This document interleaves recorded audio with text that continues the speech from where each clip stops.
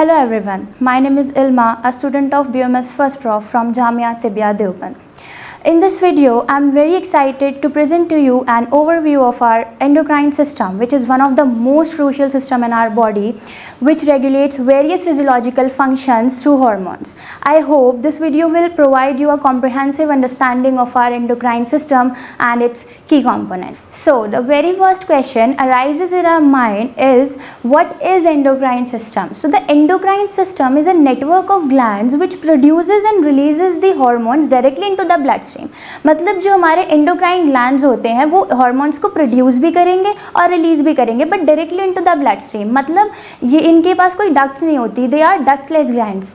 अब जो इनके मतलब हार्मोन्स क्या होते हैं? Hormones are the chemical messengers which perform various, या हम लोग कह सकते हैं regulates various physiological functions such as development, metabolism, growth etcetera etcetera. So now coming to its key components, like what are the key components of our endocrine system? Hypothalamus, pituitary gland, thyroid gland, parathyroid gland, adrenal gland, pancreas, pineal gland and gonads, which are the ovaries in females and the testes in males. Now let's briefly discuss about these major glands. So to study any gland, we should have to know some basic points about it, like what its function, what are the hormones secreted by that gland and what its location. Our first gland is the hypothalamus. Our first gland is the hypothalamus. इसकी location की अगर हम बात करें तो ये हमारा centre of brain में सिचुएटेड होता है, and as you can see this highlighted part is our hypothalamus. Now what are its functions? इसके जो फंक्शंस होते हैं, इसका मेन फंक्शन है कि ये एक लिंक प्रोवाइड कराता है between the endocrine system and the nervous system. और जो हमारे मतलब it also regulates the pituitary, it also regulates the hormones releases by the pituitary glands. तो पहला इसका मेन फंक्शन क्या होता है? ये एक मेन लिंक प्रोवाइड कराता है हमारे एंडोक्राइन सिस्टम में और हमारे नर्वस सिस्टम में. एंड इसका सेकेंड फंक्शन ये है कि ये जो हमारे पिट्यूटरी ग्लैंड से हॉर्मोन्स रिलीज होते हैं उनको कंट्रोल करता है, and it also regulates the body function such as thirst, hunger, temperature etcetera. अब जो हम इसके हार्मोन्स क्या क्या सेक्रीट होते हैं, सबसे पहला जो हार्मोन इसका सेक्रीट होता है वो है हमारा GHRH. इसकी फुल फॉर्म है हमारी ग्रोथ हार्मोन रिलीजिंग हार्मोन, जो कि हमारा एक्ट करेगा एंटीरियर पिट्यूटरी पर, और इस एंटीरियर पिट्यूटरी जो है हमारी वो रिलीज करेगी हमारा growth hormone which stimulates our growth. ठीक है. सेकेंड हार्मोन है हमारा इसका GnRH, जो होता है हमारा गोनाडोट्रोपिन रिलीजिंग हार्मोन.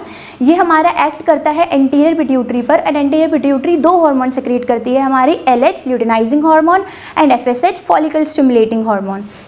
जो LH होती है हमारा वो मेल्स में जो है टेस्टिस पर एक्ट करता है और रिलीज़ कराता है हमारे टेस्टोस्टेरोन को, वाइल FSH जो है हमारा वो स्पर्म प्रोडक्शन में हेल्प करता है. अब हम बात करें फीमेल्स की, तो जो LH है हमारा वो हमारे मतलब जो LH है हमारा वो ओव्यूलेशन कराता है. मतलब as you all know, like 14th menstrual cycle के 14th डे पर LH जो है वो एक्ट करता है और हमारी ओव्यूलेशन होती है, रिलीज होता है एग. और ऐसे ही जो हमारा FSH होता है फॉलिकल स्टिमुलेटिंग हार्मोन, वो हमारे फॉलिकल्स की डेवलपमेंट में हेल्प करता है. ठीक है. इसके बाद जो हमारा नेक्स्ट है वो है हमारा CRH, कॉर्टिकोट्रोपिन रिलीजिंग हार्मोन. ठीक है. ये जो है हमारा जाके एक्ट करता है फर्दर एंटीरियर पिट्यूटरी पर और रिलीज़ करता है हमारा एड्रीनोकॉर्टिकोट्रोपिक हार्मोन. ये रिलीज़ करेगा हमारा ACTH, एड्रीनोकॉर्टिकोट्रोपिक हार्मोन, जो फर्दर जाएगी हमारे एड्रीनल ग्लैंड पर, और वहाँ से हमारा रिलीज़ होगा जो हमारे स्ट्रेस हार्मोन्स होते हैं वो रिलीज़ होंगे. इसका लास्ट जो हार्मोन है वो है हमारा TSH, थायरोट्रोपिन रिलीजिंग हार्मोन, जो हमारा मतलब थायरोट्रोपिन रिलीजिंग हार्मोन TRH, जो कि हमारा एंटीरियर पिट्यूटरी पर ही एक्ट करेगा और ये जो है रिलीज़ कराएगा हमारे थायराइड स्टिमुलेटिंग हार्मोन को, जो फर्दर हमारा थायराइड ग्लैंड पर जाएगा और वहाँ से रिलीज़ करेगा वो thyroxine and try iodothyronine. Moving to our next gland, so our next gland is our pituitary gland, and as you all know it's our master gland. इसकी लोकेशन की बात करें तो ये हमारे सेंटर ऑफ ब्रेन में ही प्रेजेंट होता है, beneath the hypothalamus. So this is our the pituitary gland. ठीक है, अब इसकी जो फंक्शंस है, ये ऐसे हार्मोन्स को सेक्रीट करता है जो कि हमारे ग्रोथ को स्टिमुलेट करेंगे, डेवलपमेंट को स्टिमुलेट करेंगे, मेटाबॉलिज्म को स्टिमुलेट करेंगे, कुछ ऐसे hormones. And it also controls other endocrine glands. अब इसकी अगर हम बात करें तो ये 2 पार्ट्स में डिवाइडेड है हमारा, ये it is divided into 2 parts. एक हमारा है इसका anterior part, anterior, and second one is the posterior part. तो एंटीरियर पार्ट जो है इसका, which is also known as the adenohypophysis, and the posterior part which is also known as the neurohypophysis. Adenohypophysis जो है हमारा, वो 6 hormone secrete करता है, जिसमें 6 हार्मोन्स हमारे कौन कौन से हैं? पहला है TSH, सेकेंड GH, ऐसे ही हमारा LH, FSH, ACTH, एंड हमारा लास्ट है प्रोलैक्टिन। और जो हमारी पोस्टीरियर पिट्यूटरी है, वो 2 हार्मोन सेक्रेट करती है हमारे। First one is the ADH, anti diuretic hormone, which is also known as the vasopressin, which is also known as the vasopressin, and second one is the oxytocin. अब इन सब के functions तो हम लोगों ने पहले ही देख लिए हैं। जो प्रोलैक्टिन है हमारा, वो क्या करता है? ये मिल्क प्रोडक्शन में हेल्प करता है, ठीक है। और जो हमारा ADH है, जो कि पोस्टीरियर पिट्यूटरी से रिलीज़ हो रहा है हमारा, वो वाटर बैलेंस करता है हमारी बॉडी में, जो मतलब वाटर लेवल है उसको बैलेंस करता है, ठीक है। और जो हमारा ऑक्सीटोसिन है, इसके हमारे 2 फंक्शंस होते हैं। पहला फंक्शन ये है कि ये जो है हमारा, जो मतलब जैसे हमारा मिल्क जो प्रोडक्शन था वो प्रोलैक्टिन कर रहा था, ये हेल्प करता है मिल्क इजेक्शन में। और सेकेंड इसका फंक्शन होता है, it produces vigorous contraction of uterus during parturition. Now moving to our next gland, which is the thyroid gland. Thyroid gland की अगर हम लोकेशन की बात करें तो ये है हमारा नेक, हमारे नेक पोर्शन में ये प्रेजेंट होता है, बीनीथ द मतलब बीनीथ द या बिलो द एडम्स एप्पल, ठीक है। इसके बाद ये जो है एक स्मॉल बटरफ्लाई शेप का ग्लैंड होता है, जो कि हमारा मतलब कुछ इनका इसका जो फंक्शन होता है वो ये है कि हमारे मतलब रेगुलेट करता है बॉडी में मेटाबॉलिज्म को, एनर्जी लेवल को, and overall growth and development को। इसकी जो है, इससे जो है हमारे 4 हार्मोन सेक्रीट होते हैं। पहला है हमारा थायरॉक्सिन, जिसको हम लोग T4 बोलते हैं, ठीक है। इसका कोई एज सच फंक्शन नहीं होता हमारी बॉडी में, बट जब ये हमारा ब्लड स्ट्रीम में रिलीज़ होता है ना, तो ये कन्वर्ट हो जाता है हमारा ट्राई आयोडोथायरोनिन T3 में। इस फंक्शन को मतलब ये जो प्रोसेस है, मतलब कन्वर्जन का जो प्रोसेस है, इसको हम लोग बोलते हैं डीआयोडाइनेशन, ठीक है। इसका फर्स्ट तो ये हो गया। सेकंड है इसका T3, जिसको हम लोग कहते हैं ट्राई आयोडोथायरोनिन, ठीक है। इसका फंक्शन क्या है? ये जो है हमारी बॉडी में मेटाबॉलिज्म में हेल्प करता है। और इसके बाद हमारा है, इसके नेक्स्ट आता है हमारा RT3, रिवर्स ट्राईआयोडोथायरोनिन। ये बहुत स्मॉल अमाउंट में प्रेजेंट होता है, which reverses the function of triiodothyronine. Last one is the calcitonin. Calcitonin जो होता है हमारा, वो हमारे ब्लड में कैल्शियम लेवल को मेंटेन रखता है। Now our next gland is the parathyroid gland. Parathyroid gland जो होता है हमारा, ये 4 टाइनी ग्लैंड्स होते हैं, जो कि प्रेजेंट होते हैं हमारे behind the thyroid gland. And as you all can see, this is our thyroid gland. इसके बिहाइंड की ये पिक्चर है, तो ये हमारे 4 टाइनी ग्लैंड्स हैं, जो कि है हमारे पैराथायरॉयड ग्लैंड, ठीक है। इससे हमारा एक हार्मोन रिलीज होता है, पैराथायरॉयड हार्मोन, जो कि हमारे ब्लड में जो कैल्शियम लेवल है उसको स्टेबल रखता है, ठीक है। इसके बाद जो है हमारा नेक्स्ट ग्लैंड जो है हमारा, so our next gland is the adrenal gland. Adrenal gland की अगर हम लोकेशन की बात करें तो it is present on the top of our both kidneys, that's why they are also known as suprarenal glands. इसलिए हम लोग इनको सुप्रारीनल ग्लैंड्स भी कहते हैं, बिकॉज ऑफ देयर लोकेशन। जो ये हार्मोन सेक्रेट करते हैं, पहला जो हार्मोन है हमारा, वो है हमारा कॉर्टिसोल। कॉर्टिसोल ठीक है, जो कि एक ग्लूकोकॉर्टिकॉइड हार्मोन है। जो भी हम लोग नॉर्मल डाइट में कार्ब्स लेते हैं, प्रोटीन्स लेते हैं और फैट्स लेते हैं, तो जो उनका यूज़ है उसको कंट्रोल करने के लिए भी कोई चीज़ प्रेजेंट होनी चाहिए हमारी बॉडी में, जो कि हमारा हार्मोन कॉर्टिसोल। ये हमारा जो भी हम मतलब प्रोटीन्स को, फैट्स को, कार्बोहाइड्रेट्स को, इनको जो भी यूजेस हैं इनको कंट्रोल करता है। और इसका जो सेकेंड फंक्शन है, it also suppress the inflammation. Second, ठीक है, इसके बाद इसका जो सेकेंड वो हार्मोन आता है वो है एल्डोस्टेरोन। एल्डोस्टेरोन जो होता है हमारा एक मिनरल कॉर्टिकॉइड है, ठीक है, मिनरल कॉर्टिकॉइड है। ये ब्लड प्रेशर को रेगुलेट करता है and it also balance the sodium and potassium level in our blood. फिर हमारा जो थर्ड आता है एक एड्रेनलिन एंड नॉरएड्रेनलिन।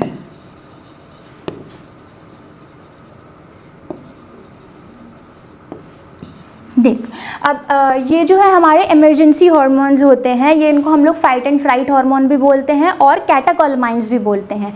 ये अब इमरजेंसी कंडीशंस में रिलीज होंगे तो ये हमारे हार्ट रेट को इंक्रीज करेंगे, हमारे ब्लड प्रेशर को इंक्रीज करेंगे and it also assist the glucose metabolism. Now coming to our next gland which is a pineal gland. ये एक मतलब बहुत स्मॉल टाइनी ग्लैंड होता है which is also present in our centre of brain. ये हमारा pineal gland है और ये एक हार्मोन सेक्रेट करता है which is known as melatonin.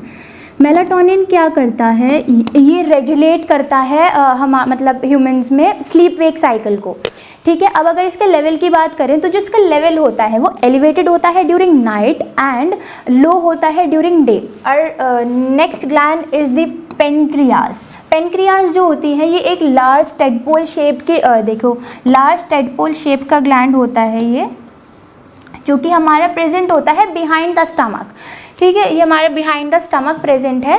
अब इसके जो फंक्शन है, मतलब ये जो है दो हार्मोन सेक्रेट करता है, एक तो है हमारा ग्लूकागॉन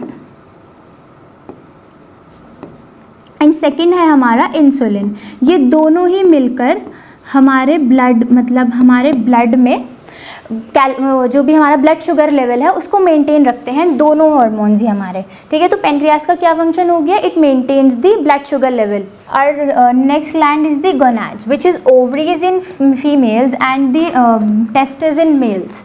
ओवरीज जो होती है हमारी, मतलब ये दोनों ही क्या है, प्राइमरी रिप्रोडक्टिव ऑर्गन्स हैं। ओवरीज हमारी प्रेजेंट होंगी पेल्विक रीजन में और जो हमारे टेस्टिस प्रेजेंट होते हैं वो स्क्रॉटम में प्रेजेंट होते हैं। दोनों का ही फंक्शन क्या होता है, they releases reproductive hormones such as progesterone, oestrogen and testosterone which regulates the reproductive function and secondary sexual characters. Now coming to the endocrine disruptors, like what is endocrine disruptors? These are the chemical substances which interferes with the hormonal functions. They can be found in everyday life products, like so there are some endocrine disruptors like personal care products, drinking water, canned food produce grown conventionally, मतलब जो भी हम fruits खाते हैं, veggies खाते हैं, जो जिसमें हमारे पेस्टिसाइड्स और हर्बिसाइड्स यूज़ होते हैं उनको ग्रो करने के लिए, उनमें प्रेजेंट होंगे। किचन प्रोडक्ट्स में प्रेजेंट होंगे, क्लीनिंग प्रोडक्ट्स में प्रेजेंट होंगे, ठीक है। ये जो है हमारे बहुत सारे हेल्थ इश्यूज से कनेक्टेड होते हैं, जो भी जैसे रिप्रोडक्टिव डिसऑर्डर्स हो गए, कैंसर्स हो गए, etcetera. Now moving to our next slide which is the hormonal regulation of menstrual cycle. Menstrual cycle is regulated by various interaction of hormones like FSH, LH, estrogen, progesterone, and its imbalance can leads to disorder like PCOS, इसको हम लोग commonly PCOS बोलते हैं। इसकी जो full form है वो है polycystic ovary syndrome, ठीक है। इसके बाद हम लोग मूव करते हैं नेक्स्ट स्लाइड पर, जस्ट जो है हमारी एडवांसेस इन एंडोक्राइनोलॉजी, मतलब जो भी हमारी रिसेंट रिसर्च या फिर स्टडीज़ हैं उनसे हमें पता चला है कि हार्मोनल डिसऑर्डर्स के से रिलेटेड क्या क्या नए नए ट्रीटमेंट्स आए हैं, क्या क्या मतलब डायग्नोस्टिक टेक्निक्स हमारी इम्प्रूव हुई हैं। इससे रिलेटेड हमारे दो जो आर्टिकल्स हैं वो प्रेजेंट हैं।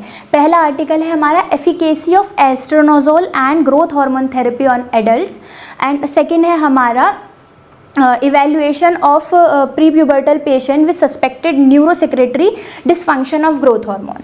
ठीक है, इसके बाद हम लोग देखेंगे एंडोक्राइन सिस्टम एंड एजिंग। मतलब जो हमारा एंडोक्राइन सिस्टम है वो एज से कैसे रिलेटेड है। मतलब जैसे कि कोई भी हार्मोन है वो एज के साथ कैसे इंक्रीज़ करेगा या डिक्रीज़ करेगा। जैसे टेस्टोस्टेरोन है वो डिक्रीज़ करेगा, ग्रोथ हार्मोन डिक्रीज़ करेगा, ग्रेलिन डिक्रीज़ करेगा, इंसुलिन सेंसिटिविटी कम होगी हमारी, oestrogen decrease, oxytocin decrease, cortisol DHEA decrease होगा। क्या होता है एडल्ट्स में क्या होने, मतलब जो ओल्डर एडल्ट्स मतलब ओल्ड एज में जो आते हैं उनमें रीजनरेशन कम होने लगती है, इन्फ्लामेशन इंक्रीज़ होने लगता है, फैट डिपॉजिट्स होगा इंक्रीज़, प्रोटियोलिसिस मतलब जो हमारा ब्रेक डाउन है प्रोटीन्स का वो इंक्रीज़ होने लगेगा, फिजिकल परफॉर्मेंस कम होंगे, satellite cell activation decrease, protein synthesis decrease होगी हमारी। अब ये सारे जो भी सिम्टम्स हैं या फिर जो भी फंक्शंस हो रहे हैं ओल्ड एज में, they can be lead to sarcopenia. Sarcopenia क्या होता है? ये एक ऐसी कंडीशन होती है which leads to the loss of muscle mass, strength and function in the older adults. Now what are the effects, मतलब इफ़ेक्ट्स क्या क्या हैं? जैसे कि हमारे एनाबॉलिक हार्मोन्स डिक्लाइन होंगे। एनाबॉलिक हार्मोन्स क्या होते हैं? ऐसे हार्मोन्स होते हैं जो कि हमारे रेगुलेट करते हैं प्रोटीन सिंथेसिस को एंड हमारी जो है मसल ग्रोथ को रेगुलेट करेंगे। ठीक है, हमारा हैबिचुअल डिक्लाइन होगा फिजिकल एक्टिविटी में। उससे क्या होगा? अब जो हमारे मसल ग्रोथ ही नहीं होगी तो मसल मास रिड्यूस होने लगेगा, फिजिकल एक्टिविटी नहीं करेंगे तो लेस एनर्जी एक्सपेंडिचर होगा जिससे हमारे ओबेसिटी और सार्कोपीनिया होगा। उससे इंसुलिन रेजिस्टेंस होगा। इंसुलिन रेजिस्टेंस क्या होता है? जैसे भी मतलब जो भी सेल्स हमारे इंसुलिन के सिक्रीशन पे एक्ट करते हैं वो एक्ट करना बंद कर देंगे तो उस कंडीशन को हम लोग इंसुलिन रेजिस्टेंस बोलेंगे। तो इससे क्या होगा? हमारी डिजीज़ेज़ होंगी like hypertension, type 2 diabetes, hyperlipidaemia, cardiovascular disease and dementia. Now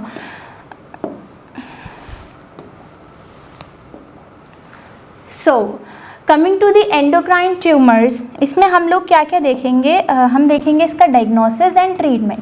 diagnosis इसका मेनली जो होता है वो 3 टाइप से होता है, बट इसके और भी टाइप्स हैं। पहला है हमारा अल्ट्रासाउंड।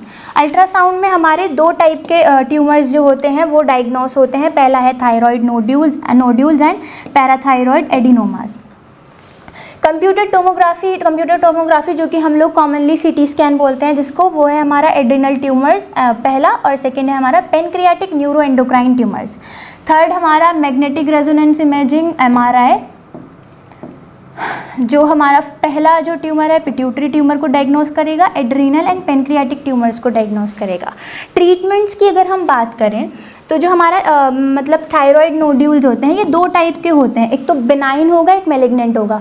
जो बेनाइन वाले ट्यूमर्स होते हैं हमारे, मतलब जो थायराइड नोड्यूल्स हैं बेनाइन है और मैलिग्नेंट है। तो जो बेनाइन वाले होते हैं हम उनको ना पीरियोडिकली ऑब्जर्व करते हैं थ्रू अल्ट्रासाउंड और फिर उनको मेडिकेशंस के थ्रू ट्रीट करते हैं। ठीक है, और जो हमारा मैलिग्नेंट है वो उसको हम लोग सर्जिकली मतलब थायराइड को रिमूव करेंगे, थायराइड ग्लैंड को।